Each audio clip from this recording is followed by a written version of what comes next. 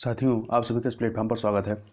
यहाँ पर हम लोग आगामी समीक्षा अधिकारी, सहायक समीक्षा अधिकारी 2021, जिसकी प्रारंभिक परीक्षा 5 दिसंबर 2021 को होना है, उसके लिए यहाँ पर हम लोग करंट अफेयर को देख रहे हैं।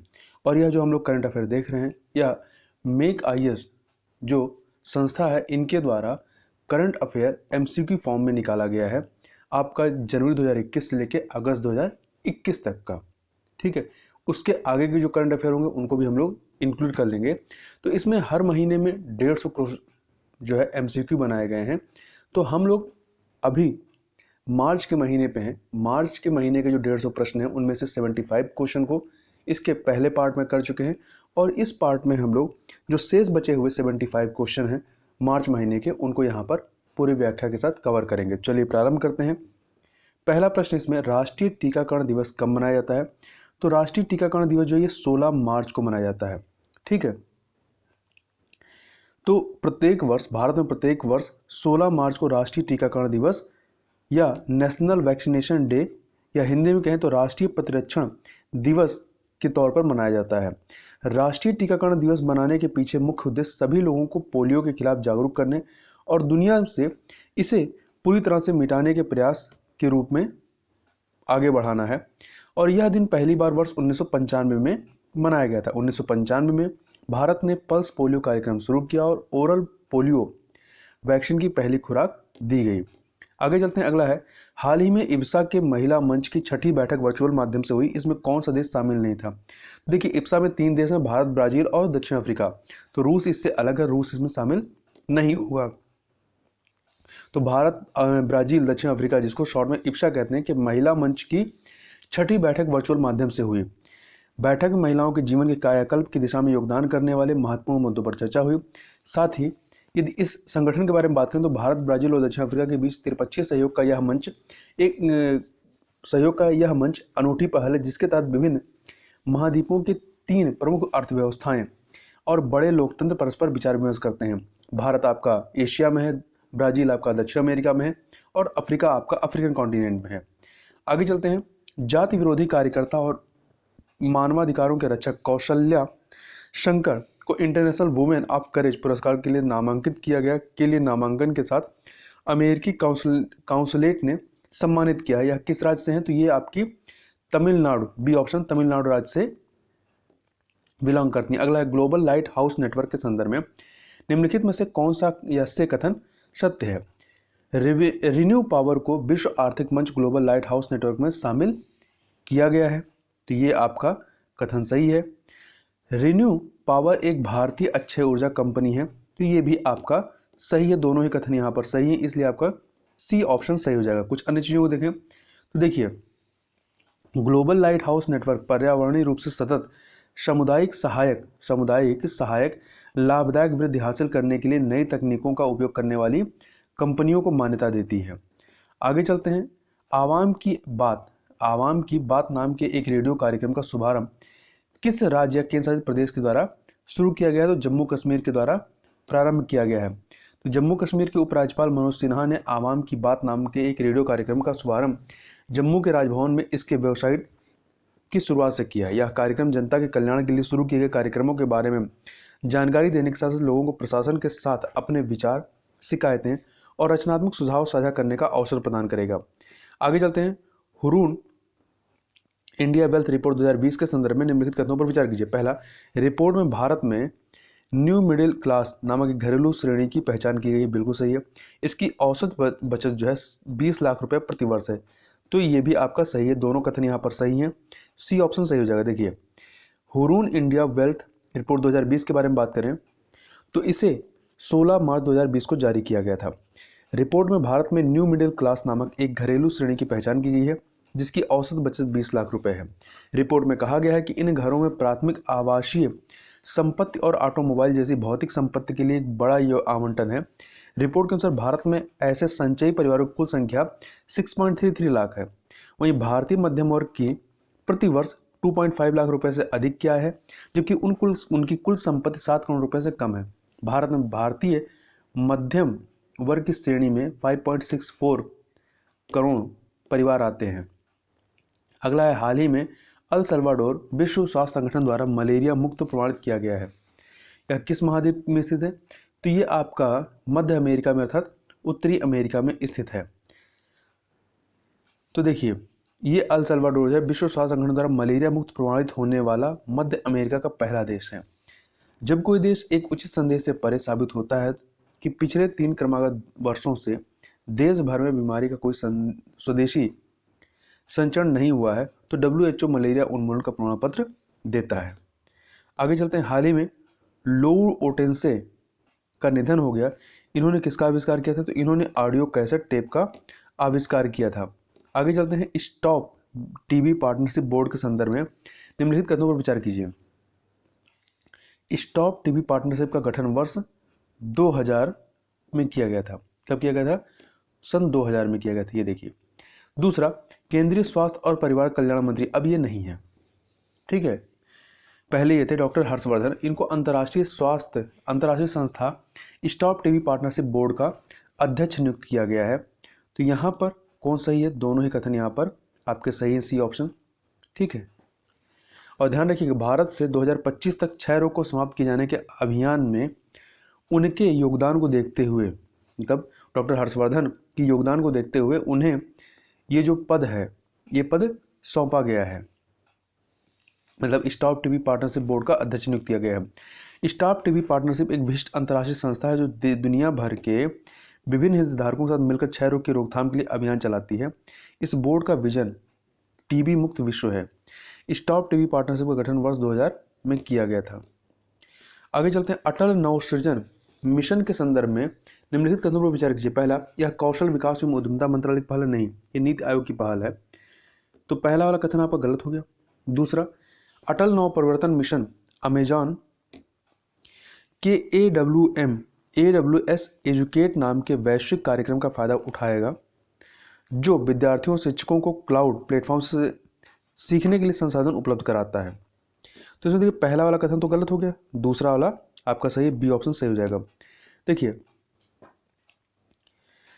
ये जो पहल नई लाई गई है, इसके अंतर्गत स्कूलों के विद्यार्थियों को क्लाउड कंप्यूटिंग कौशल की जानकारी देकर सशक्त किया जाएगा, ठीक है। अटल नव परिवर्तन मिशन अमेजॉन के AWS एजुकेट नाम के वैश्विक कार्यक्रम का फायदा उठाएगा जो विद्यार्थियों और शिक्षकों को क्लाउड प्लेटफॉर्म से सीखने के लिए संसाधन उपलब्ध कराता है। आगे चलते हैं। सड़क परिवहन और राजमार्ग मंत्री नितिन गडकरी ने लोकसभा में व्हीकल स्क्रैपिंग नीति की घोषणा की है। इससे क्या लाभ होंगे? ठीक है, तो इसके लाभों की बात करें तो पहला, केंद्र तथा राज्य सरकारों की GST में वृद्धि होगी, बिल्कुल सही बात है, ठीक है। दूसरा, इससे वाहनों की ईंधन खपत कम होगी। और तीसरा, व्हीकल स्क्रैपिंग नीति के लागू होने से देश में नए रोजगार सृजित होंगे। तो आपके यहाँ पे तीनों कथन सही हैं, इसलिए डी ऑप्शन सही हो जाएगा। थोड़ा सा और इसमें देखें तो ये जो नीति लाई गई है, इसका उद्देश्य प्रदूषण फैलाने और खराब गुणवत्ता वाले वाहनों को चरणबद्ध तरीके से इस्तेमाल से हटाने की व्यवस्था तैयार करनी है। प्रदूषण फैलाने वाले वाहनों को कम करने से ऑटोमोबाइल क्षेत्र में बड़ा परिवर्तन आएगा। इससे वाहनों की ईंधन खपत कम होगी, उद्योगों के लिए कम कीमत में कच्चे माल की उपलब्धता बढ़ेगी और केंद्र तथा राज्य सरकारों के GST में वृद्धि होगी। व्हीकल स्क्रैपिंग नीति लागू होने से देश में 3 करोड़ 70 लाख से अधिक रोजगार सृजित होंगे। आगे चलते हैं। डाउन अंडर द डोम के संदर्भ में निम्नलिखित कथनों पर विचार कीजिए। इसे डिजिटल बुक में मुंबई जनरल पोस्ट ऑफिस की इमारत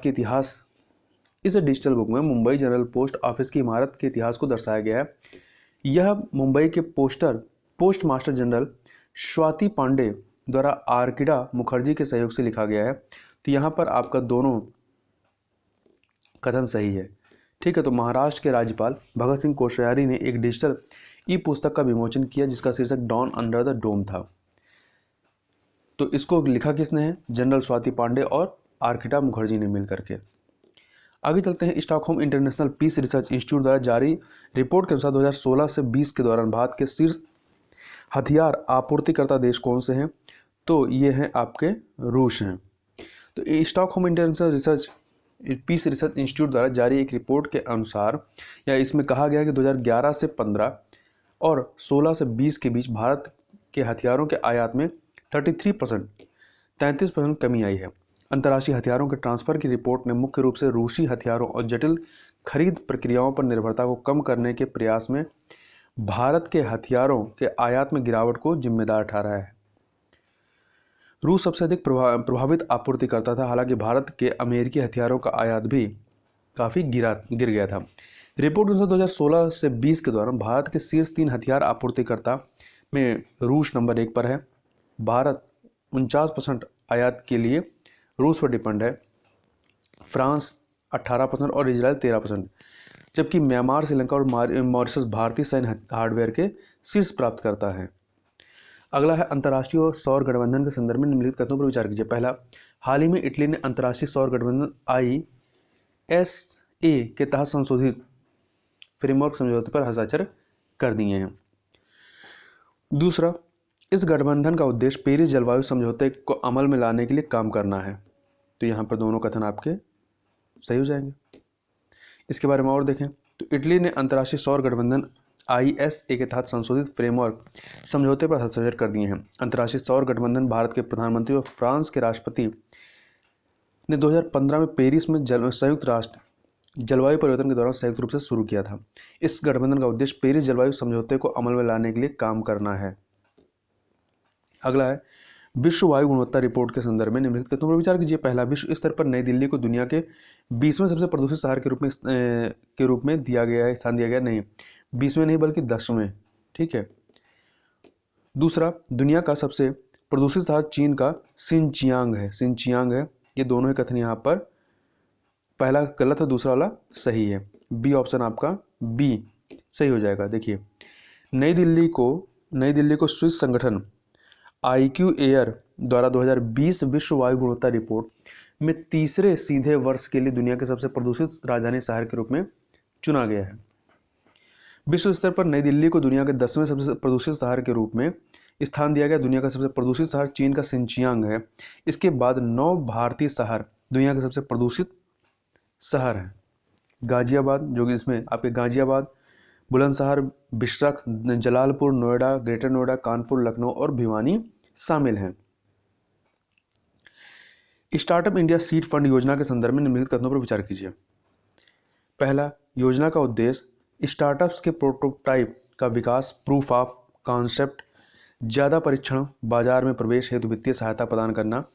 वहीं दूसरा है, इसे उद्योग और आंतरिक व्यापार संवर्धन विभाग द्वारा लॉन्च किया गया है।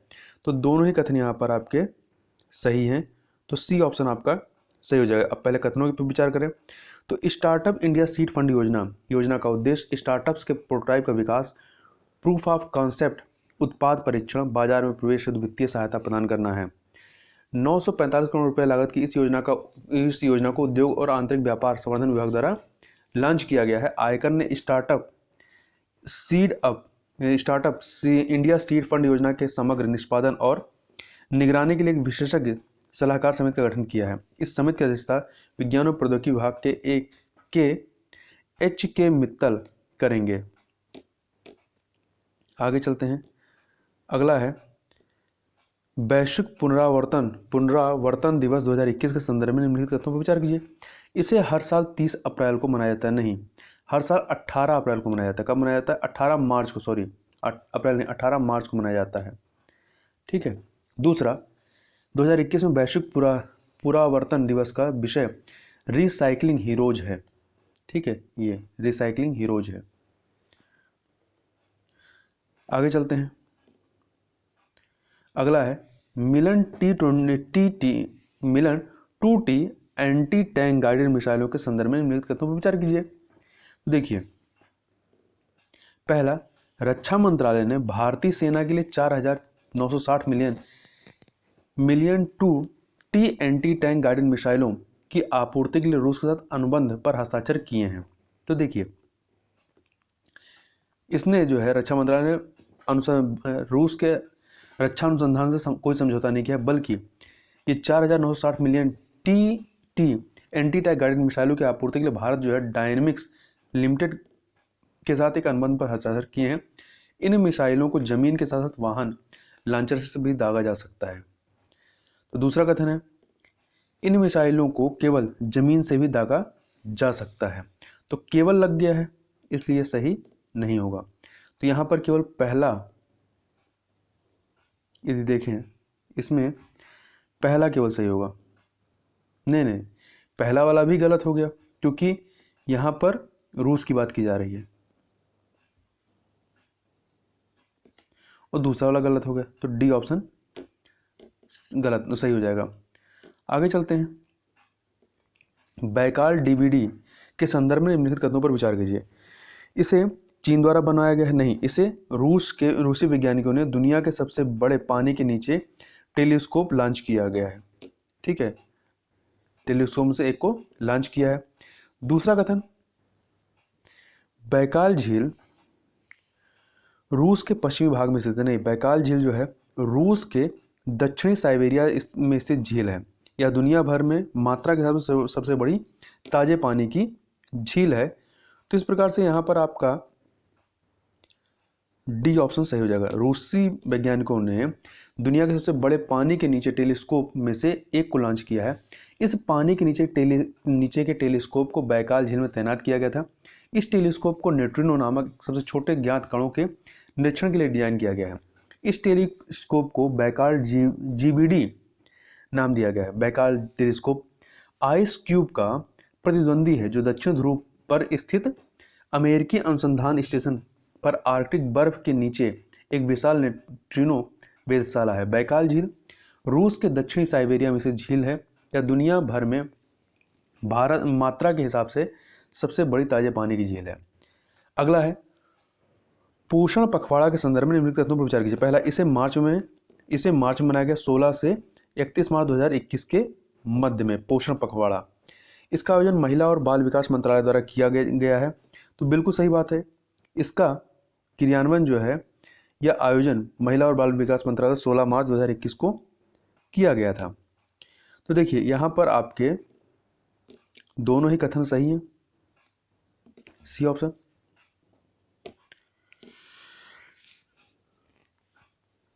आगे चलते हैं। इसी में इस पखवाड़ा के प्रमुख फोकस क्षेत्रों में खाद्य वानिकी का उपयोग करके पोषण संबंधी चुनौतियों का समाधान करना और पोषण पंचायतों को व्यवस्थित करना है।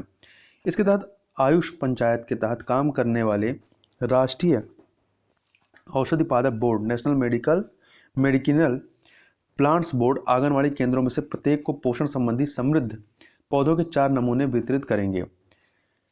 तो यहाँ पर आपका सी वाला, पहला और दूसरा दोनों सही था, सी वाला। आगे चलते हैं। कृत्रिम प्रकाश संश्लेषण के संदर्भ में निम्नलिखित कथनों पर विचार कीजिए।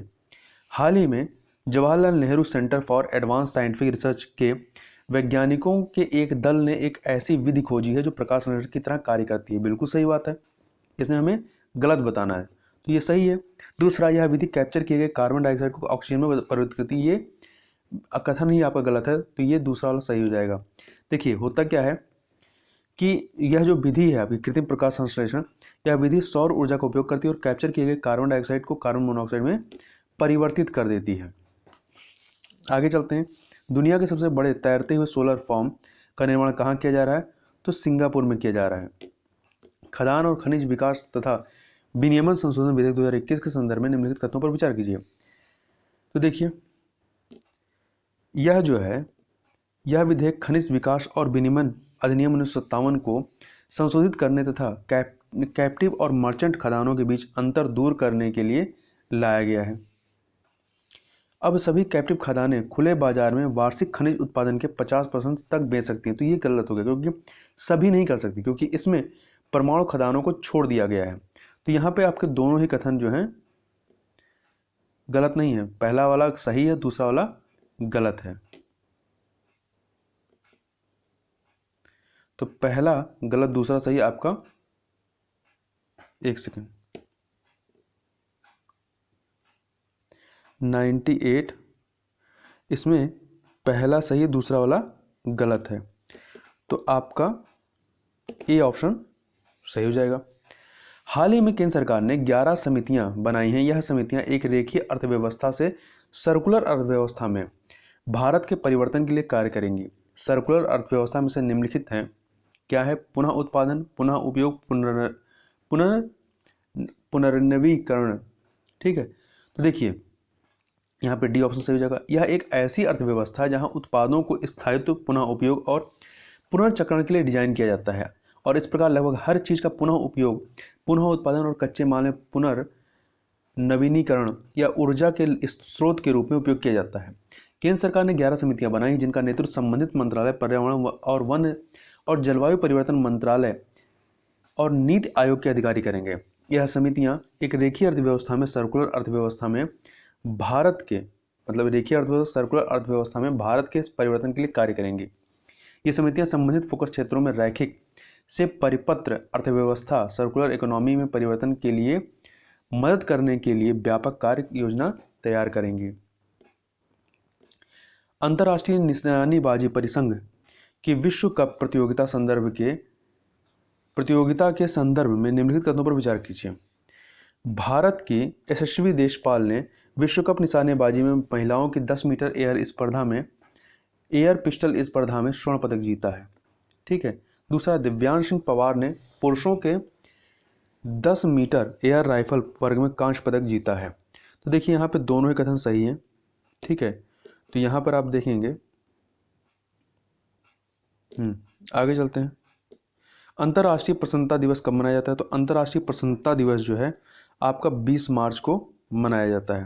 देखिए, दुनिया भर में सभी मनुष्यों के लिए एक मौलिक मानवाधिकार के रूप में प्रसन्नता को बढ़ावा देने के लिए 20 मार्च को अंतर्राष्ट्रीय प्रसन्नता दिवस, इंटरनेशनल डे ऑफ हैप्पीनेस, मनाया जाता है। अंतर्राष्ट्रीय प्रसन्नता दिवस 2021 का जो विषय या थीम रही है वो है शांत रहें, समझदार बने, दयालु हों। ये है। अगला है, Ratle hydro electric power project का निर्माण किया जा रहा है। कहाँ पर किया जा रहा है? तो इसका निर्माण जो है जम्मू कश्मीर में हो रहा है। ठीक है। कहाँ पर? चिनाब नदी पर किया जा रहा है। आगे चलते हैं। केन बेतवा संपर्क परियोजना के संदर्भ में निम्नलिखित कथनों पर विचार कीजिए। पहला, नदियों को जोड़ने की राष्ट्रीय योजना के तहत यह पहली परियोजना होगी। सही है। मध्य प्रदेश तथा उत्तर प्रदेश राज्यों से संबंधित, तो यहाँ पर आपके दोनों ही कथन सही हो जाते हैं। C option. देखिए, प्रधानमंत्री की उपस्थिति में जल शक्ति मंत्रालय मंत्री और मध्य प्रदेश तथा उत्तर प्रदेश के मुख्य मंत्रियों के बीच केन बेतवा संपर्क परियोजना क्रियान्वयन करने संबंधी समझौता ज्ञापन पर हस्ताक्षर किए जाएंगे। नदियों को जोड़ने की राष्ट्रीय योजना के तहत यह पहली परियोजना होगी। इस परियोजना के तहत दौधन बांध के निर्माण और केन तथा बेतवा नदियों को जोड़ने वाली नहर के जरिए केन नदी का जल जो है बेतवा नदी में डाला जाएगा। अगला है, 21 मार्च को अंतर्राष्ट्रीय वन दिवस मनाया जाता है। बिल्कुल सही बात है। इसका उद्देश्य वनों के महत्व और योगदान के बारे में विभिन्न समुदायों में जन जागरूकता पैदा करना है। तो यहाँ पर दोनों कथन आपके सही हैं। सी ऑप्शन यहाँ पर सही हो जाना चाहिए। आगे चलते हैं। वर्ल्ड हैप्पीनेस रिपोर्ट 2021 के संदर्भ में निम्नलिखित कथनों पर विचार कीजिए। इसे वर्ल्ड बैंक द्वारा जारी किया जाता है? नहीं, इसे वर्ल्ड बैंक नहीं जारी करता है, बल्कि इसे United nation sustainable development solutions network के द्वारा जारी किया जाता है। भारत 149 देशों में से 139वें स्थान पर है। ठीक है। तो यहाँ पर दोनों कथन आपके सही नहीं, दूसरा और तीसरा सही है। ठीक है। पहला वाला गलत हो गया था। तो यहाँ पर आपका सी ऑप्शन जो है वो सही हो जाएगा। अगला प्रश्न है, समर अभियान के संदर्भ में निम्नलिखित में से कौन सा से कथन सत्य है? देखिए, पहला, यह भारत सरकार की पहल है, तो ये गलत है क्योंकि ये झारखंड सरकार की पहल है। ठीक है। दूसरा, यह जो है कुपोषण से पीड़ित महिलाओं और कुपोषित बच्चों की पहचान करने के उद्देश्य से समर अभियान शुरू किया गया। तो दूसरा वाला कथन आपका सही है, तो बी ऑप्शन इसका सही हो जाएगा। समर का पूरा नाम क्या है, पूर्ण स्वरूप क्या है? Strategic action for elevation of multi nutrition and anaemia reduction है। एनीमिया से पीड़ित महिलाओं और कुपोषित बच्चों की पहचान करने के उद्देश्य से समर अभियान शुरू किया गया है। अगला है, मुख्यमंत्री चिरंजीवी योजना का संबंध किस राज्य से है? राजस्थान सरकार से है। ठीक है। तो राजस्थान सरकार ने बहुप्रतीक्षित सार्वभौमिक स्वास्थ्य योजना, जिसे मुख्यमंत्री चिरंजीवी योजना कहा जाता है, 1 मई 2021 से शुरू की गई है। गांधी शांति पुरस्कार के संदर्भ में निम्नलिखित कथनों पर विचार कीजिए। वर्ष 2020 के लिए गांधी शांति पुरस्कार ओमान के सुल्तान स्वर्गीय काबूस बिन सैद अल सैद को प्रदान किया जाएगा। ये कथन गलत क्योंकि इनको 2019 में प्रदान किया गया था। दूसरा, इसे वर्ष 1990 में महात्मा गांधी की 125वीं जयंती के उपलक्ष्य में भारत सरकार द्वारा स्थापित किया गया। तो 1990 में नहीं बल्कि 1995 में स्थापित किया गया था। ठीक है। तो यहाँ पर दोनों कथन गलत हैं, डी ऑप्शन आपका सही हो जाएगा। और 2020 का जो यह गांधी शांति पुरस्कार है, ये बंगबंधु शेख मुजब्बिर रहमान को प्रदान किया जाएगा। आगे चलते हैं। निम्नलिखित कथनों पर विचार कीजिए। प्रतिवर्ष 22 मार्च को विश्व जल दिवस मनाया जाता है, बिल्कुल सही है। इस वर्ष का विषय क्या रहा है? जल ही जीवन है, तो नहीं। इस वर्ष का जो विषय रहा है वो क्या है? जल के महत्व को समझना है। जल के महत्व को समझना है। इस प्रकार से यहाँ पर केवल पहला वाला ऑप्शन सही है, दूसरा वाला गलत है।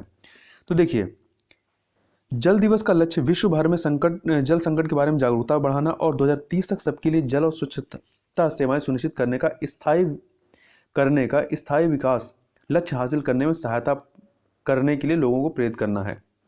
अगला है, विश्व डाउन सिंड्रोम दिवस के संदर्भ में निम्नलिखित में से कौन सा या से कथन सत्य है? इस दिन को प्रतिवर्ष 2012 में संयुक्त राष्ट्र में मनाया गया था, तो ये बिल्कुल सही है। यह आनुवंशिक विकार की श्रेणी में आता है, ये भी सही है। दोनों कथन यहाँ पर सही है। देखिए, विश्व डाउन सिंड्रोम दिवस प्रतिवर्ष 21 मार्च को विश्व स्तर पर डाउन सिंड्रोम वाले लोगों के अधिकारों, समावेश और कल्याण के लिए सार्वजनिक जागरूकता बढ़ाने के लिए मनाया जाता है। इस बार की जो थीम रही है वी डिसाइड है, और इस दिन को पहली बार वर्ष 2012 में संयुक्त राष्ट्र में मनाया गया था।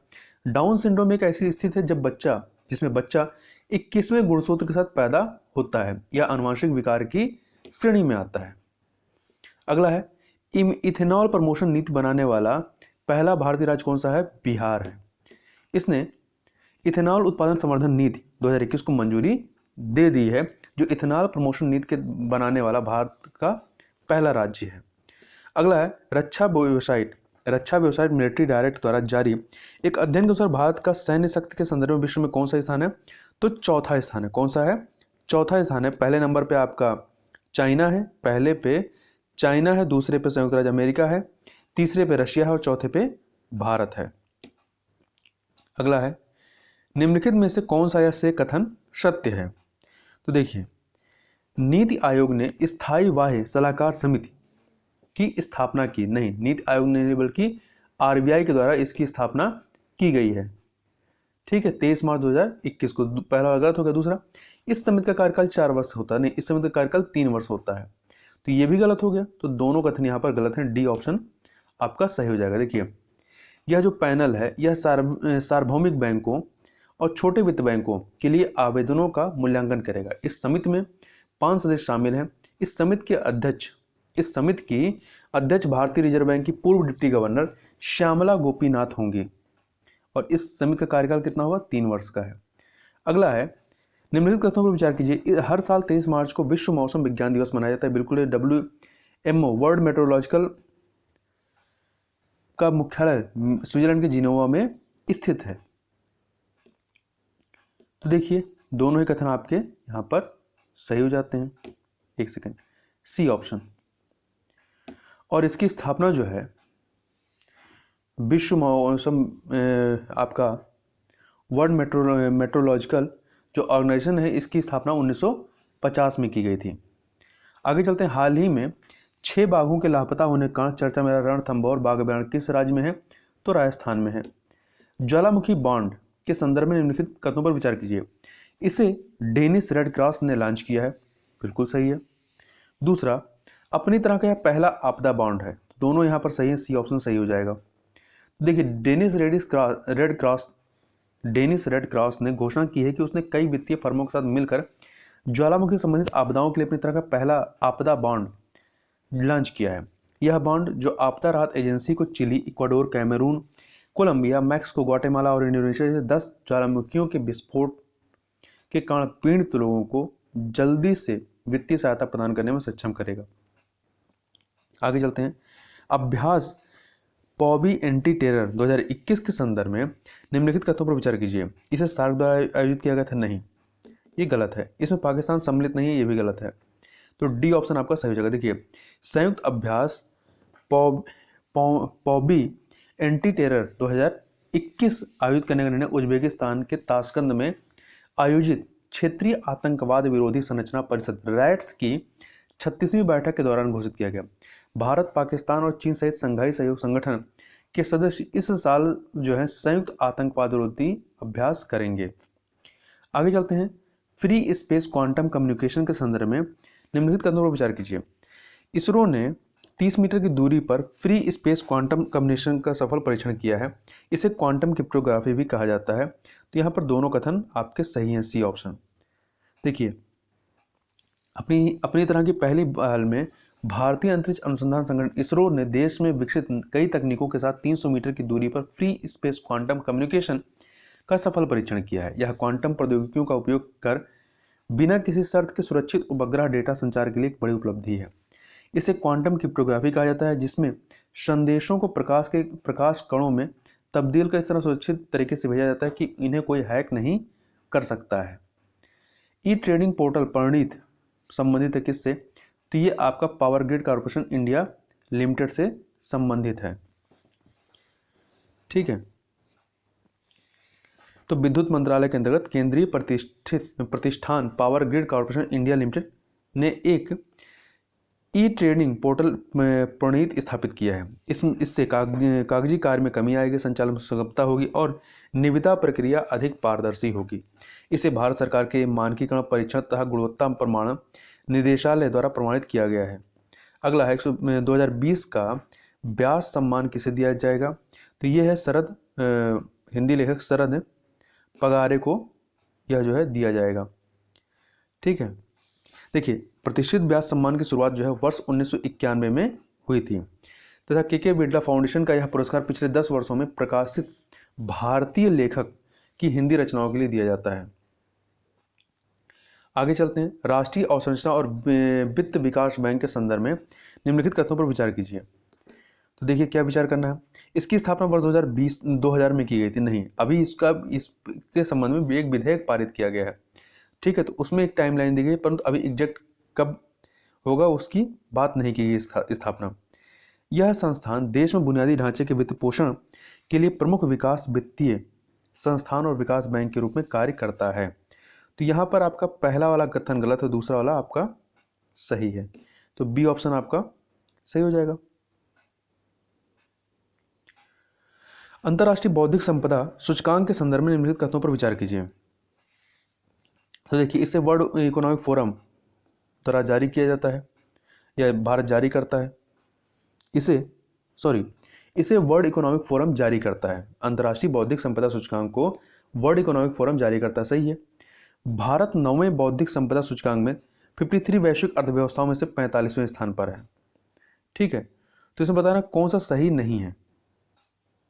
तो देखिए, इसमें आपका दोनों के दोनों कथन गलत हैं। ठीक है, दोनों के दोनों कथन आपके गलत है। तो सी ऑप्शन आपका सही हो जाएगा। देखिए सही क्या है। अंतर्राष्ट्रीय बौद्धिक संपदा का वार्षिक संस्करण जारी किया गया है। ठीक है। यह सूचकांक जो है US chambers of commerce global innovation policy centre के द्वारा प्रतिवर्ष जारी किया जाता है। भारत 9वें बौद्धिक संपदा सूचकांक में 53 वैश्विक अर्थव्यवस्थाओं में से 40वें स्थान पर था। आगे चलते हैं। बुजुर्गों के लिए पोषण अभियान के संदर्भ में निम्नलिखित कथनों पर विचार कीजिए। इस मिशन के तहत उन बुजुर्गों को सहायता प्रदान की जाएगी जो ओल्ड एज होम्स में नहीं रहते हैं और कुपोषण के शिकार हैं। वरिष्ठ नागरिक कल्याण कोष का उपयोग मिशन को फंड प्रदान करने की और क्रियान्वित करने के लिए किया जाएगा। यहाँ पे दोनों कथन आपके सही हैं। देखिए, सामाजिक न्याय और अधिकारिता मंत्रालय बुजुर्गों के लिए पोषण अभियान शुरू करने जा रहा है ताकि उन्हें पोषण सहायता प्रदान की जा सके। इस मिशन के तहत उन बुजुर्गों को सहायता प्रदान की जाएगी जो ओल्ड एज होम्स में नहीं रहते, कुपोषण के शिकार हैं। यह योजना ग्राम पंचायतों और शहरी नगर पालिकाओं द्वारा कार्यान्वित की जाएगी। वरिष्ठ नागरिक कल्याण कोष का उपयोग मिशन को फंड प्रदान करने और कार्यान्वित करने के लिए किया जाएगा। आगे चलते हैं। ग्राम उज्ज्वला योजना के संदर्भ में निम्नलिखित कथनों पर विचार कीजिए। इसे सर्वप्रथम गोरखपुर में शुरू किया गया, नहीं बनारस में शुरू किया गया था। ठीक है, बनारस में 24 मार्च 2021 को प्रारंभ किया गया था। इस योजना को कार्बन क्रेडिट के आधार पर वित्त पोषित किया जाता है, बिल्कुल सही है। तो यहाँ पर आपका बी ऑप्शन जो है वो सही हो जाएगा। महात्मा गांधी राष्ट्रीय फेलोशिप किस मंत्रालय द्वारा शुरू किया गया है? तो ये जो है कौशल विकास और उद्यमिता मंत्रालय के द्वारा प्रारंभ किया गया है। तो देखिए, उद्यमिता मंत्रालय 9 IIM के साथ मिलकर 27 मार्च 2021 तक महात्मा गांधी राष्ट्रीय फेलोशिप के लिए आवेदन आमंत्रित किए हैं। महात्मा गांधी राष्ट्रीय फेलोशिप 2021-23 का शुभारंभ कौशल विकास और उद्यमिता मंत्रालय द्वारा किया गया था। यह 2 साल का फेलोशिप प्रोग्राम जिसे जिला स्तर पर कौशल विकास को बढ़ावा देने के लिए लॉन्च किया गया है। इसे skills acquisition and knowledge awareness for livelihood promotion संकल्प के तहत तैयार किया गया है। अगला है, हाल ही में मालवाहक जहाज फंसने के कारण चर्चा में रही स्वेज नहर किन दो सागर को जोड़ती है? तो ये आपका लाल सागर और भूमध्य सागर को जोड़ती है। तो देखिए इसमें जो है 400 मीटर लंबे एवर गिवन मालवाहक जहाज जो है वो फंस गया था। स्वेज नहर की बात करें तो स्वेज नहर एक कृत्रिम समुद्र स्तरीय जलमार्ग है जो उत्तर से दक्षिण की ओर बहते हुए भूमध्य सागर को लाल सागर उत्तर से दक्षिण की ओर बहते हुए भूमध्य सागर को लाल सागर से जोड़ता है तथा अफ्रीका को एशिया महाद्वीप से अलग करता है। यह एशिया और यूरोप के बीच सबसे छोटी समुद्री मार्ग प्रदान करती है। आगे चलते हैं। पर्यावरण, वन और जलवायु परिवर्तन मंत्रालय के राष्ट्रीय स्वच्छ वायु कार्यक्रम के अंतर्गत 2024 तक वायु प्रदूषण में कितने प्रतिशत तक कमी लाने का लक्ष्य निर्धारित किया गया है? तो 20 से 30% तक कमी लाने का लक्ष्य निर्धारित किया गया है। भारतीय विशिष्ट पहचान प्राधिकरण UIDAI के मुख्य कार्यकारी अधिकारी CEO के रूप में किसे नियुक्त किया गया है? तो ये नियुक्त किया गया है सौरभ गर्ग को। किसे? सौरभ गर्ग को। ए ऑप्शन सही हो जाएगा।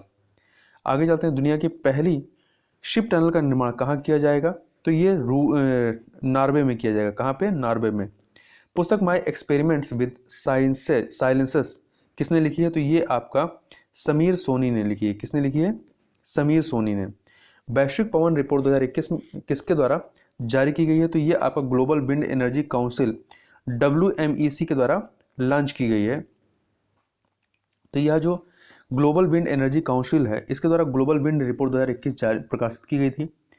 2020 वैश्विक पवन ऊर्जा उद्योग के लिए एक रिकॉर्ड वर्ष था, लेकिन यह रिपोर्ट चेतावनी देती है कि वैश्विक जलवायु लक्ष्यों को प्राप्त करने और ग्लोबल वार्मिंग को 2% से लाने के लिए अगले दशक तक 3 गुना तेजी से नई पवन ऊर्जा क्षमता स्थापित करने की आवश्यकता है। अगला है, हाल ही में भारत एवं किस देश के मध्य मिताली एक्सप्रेस रेलगाड़ी चलाई गई? भारत और पश्चिम बंगाल के मध्य में, पश्चिम बंगाल में, भारत और बांग्लादेश के मध्य में। तो प्रधानमंत्री नरेंद्र मोदी और बांग्लादेश की प्रधानमंत्री शेख हसीना ने वीडियो कॉन्फ्रेंस के माध्यम से ढाका और पश्चिम बंगाल में न्यू जलपाईगुड़ी के बीच नई यात्री रेलगाड़ी मिताली एक्सप्रेस का उदाहरण होगा। ठीक है, आगे चलते हैं। और यहाँ ध्यान रखिएगा, ढाका और कोलकाता के बीच मैत्री एक्सप्रेस और खुलना तथा कोलकाता के बीच बंधन एक्सप्रेस के बाद दोनों देशों के बीच यह तीसरी रेलगाड़ी है। अगला है, उत्तर प्रदेश के मुख्यमंत्री ने कहाँ शहीद अशफाक उल्ला खां चिड़ियाघर का उद्घाटन किया था? यह उनके द्वारा किया गया गोरखपुर में। तो देखिए, उत्तर प्रदेश के मुख्यमंत्री योगी आदित्यनाथ ने गोरखपुर में शहीद अशफाक उल्ला खां चिड़ियाघर का उद्घाटन किया। यह राज्य के पूर्वांचल भाग में पहला, उत्तर प्रदेश में तीसरा चिड़ियाघर है। अशफाक उल्ला खां एक महान भारतीय स्वतंत्रता सेनानी थे। वह एक क्रांतिकारी संगठन हिंदुस्तान रिपब्लिकन एसोसिएशन के साथ जुड़े हुए थे। उन्हें काकोरी कांड में उनकी भूमिका के लिए जाना जाता है। उन्हें ब्रिटिश सरकार द्वारा फैजाबाद जेल में बंद कर दिया गया, जहां पर उन्हें 19 दिसंबर 1927 को फांसी की सजा दे दी गई। शहीद अशफाक उल्ला खां को। आगे चलते हैं। विश्व थिएटर दिवस के संदर्भ में निम्नलिखित में से कौन सा ऐसे कथन सत्य है? पहला, इसे 30 मार्च को मनाया जाता है। विश्व थिएटर दिवस नहीं, 27 मार्च को मनाया जाता है। ठीक है, 27 मार्च को मनाया जाता है। तो पहला वाला कथन आपका गलत हो गया।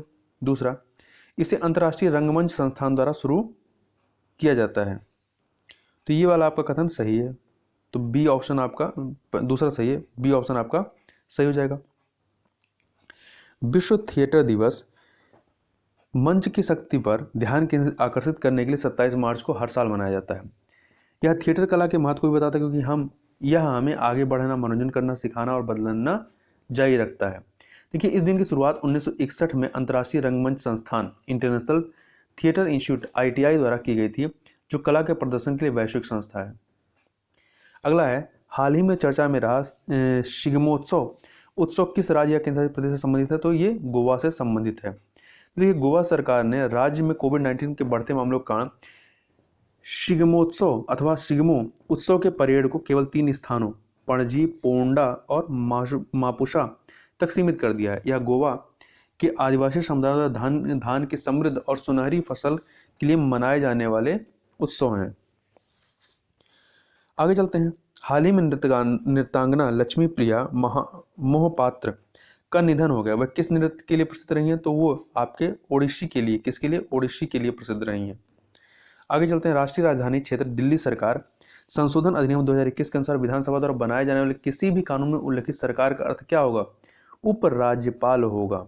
ठीक है, तो यह जो अधिनियम है इसके तहत राष्ट्रपति रामनाथ कोविंद ने राष्ट्रीय राजधानी क्षेत्र दिल्ली सरकार संशोधन अधिनियम 2021 को अपनी स्वीकृति प्रदान कर दी है। विधेयक में राष्ट्रीय राजधानी क्षेत्र दिल्ली अधिनियम 1991 में संशोधन किया गया है।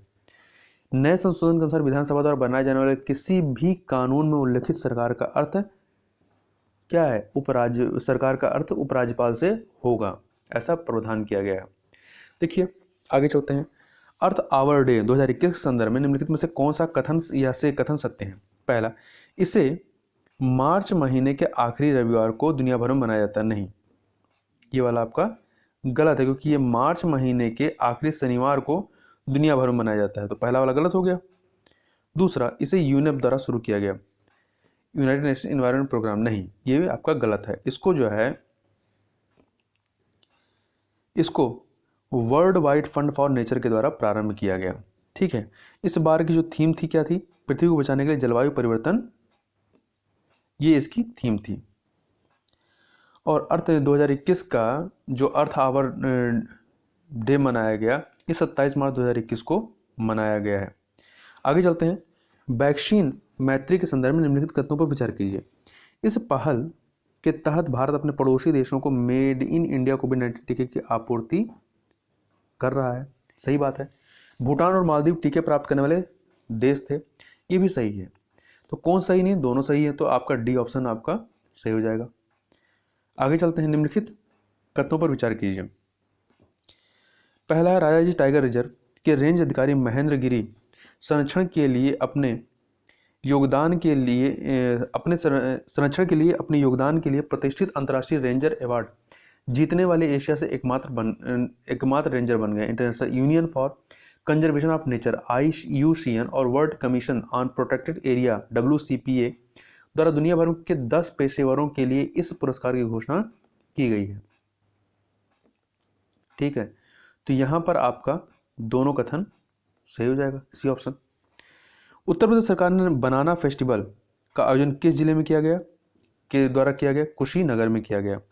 ठीक है, और राज्य सरकार ने 2018 में पारंपरिक उद्यम को बढ़ावा देने के लिए वन डिस्ट्रिक्ट वन प्रोडक्ट योजना को प्रारंभ किया था या लॉन्च किया था।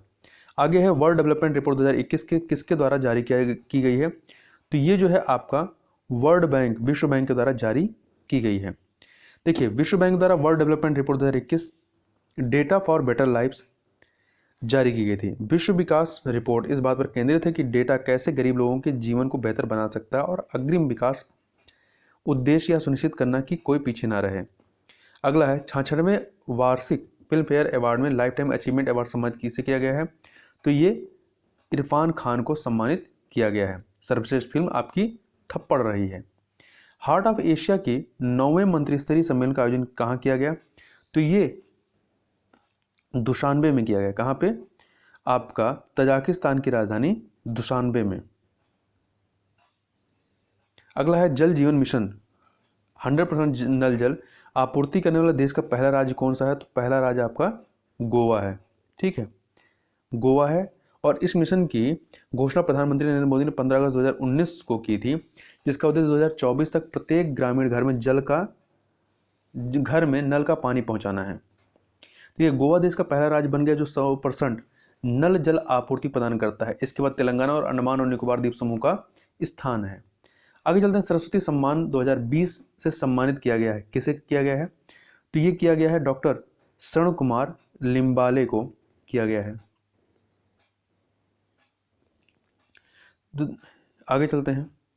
हाल ही में हिमाचल प्रदेश में वज्र प्रहार अभ्यास का आयोजन किया गया। यह भारत और किस देश के मध्य संपन्न हुआ है? तो ये भारत और अमेरिका के मध्य में, USA के मध्य में ये आपका हुआ है। तो पहला 147 का D. Names of the women नामक एक पुस्तक लेखक कौन है? तो ये इसके लेखक हैं जीत थाइल। कौन है? जीत थाइल है। नीचे 2 वक्तव्य दिए गए कथन कारण वाला। कथन है कि हाल ही में भारत ने बांग्लादेश के साथ एक समझौता किया जहां भारतीय कंपनियां बांग्लादेश रूपपुर परमाणु ऊर्जा संयंत्र की ट्रांसमिशन लाइनों का विकास करेंगे। बिल्कुल सही है। कारण चूंकि भारत एक परमाणु आपूर्तिकर्ता समूह का सदस्य नहीं है, इसलिए वह परमाणु ऊर्जा रिएक्टरों के निर्माण में सीधे भाग नहीं ले सकता है। तो कथन कारण सही है और व्याख्या भी हो रही है, तो यहां पर आपका ए ऑप्शन सही हो जाएगा। आगे चलते हैं 150 नंबर क्वेश्चन। निम्नलिखित कथनों पर विचार कीजिए। न्यूजीलैंड गर्भपात या स्टील बर्थ के बाद वैतनिक अवकाश का कानूनी अधिकार देने वाला दुनिया का केवल दूसरा देश बन गया है। ठीक है, पहला कौन सा है? पहला आपका भारत है। भारत में ऐसा कोई कानून नहीं है, गलत है। भारत में बिल्कुल है। ठीक है, तो यहां पर आपका ए ऑप्शन सही हो जाएगा। तो न्यूजीलैंड की संसद ने माताओं और उनके सहयोगियों को एक गर्भपात या स्टील बर्थ के बाद वैतनिक अवकाश का अधिकार देने वाला कानून पारित कर ऐसा करने वाला दुनिया का केवल दूसरा देश बन गया है। और पहला देश कौन सा है? भारत है। इस प्रकार से हम लोगों ने मार्च महीने के जो करंट अफेयर्स थे उनको 2 पार्ट में कंप्लीट कर दिया है। तो इस वीडियो में बस इतना ही। मिलते हैं नेक्स्ट वीडियो में, तब तक के लिए बहुत बहुत धन्यवाद।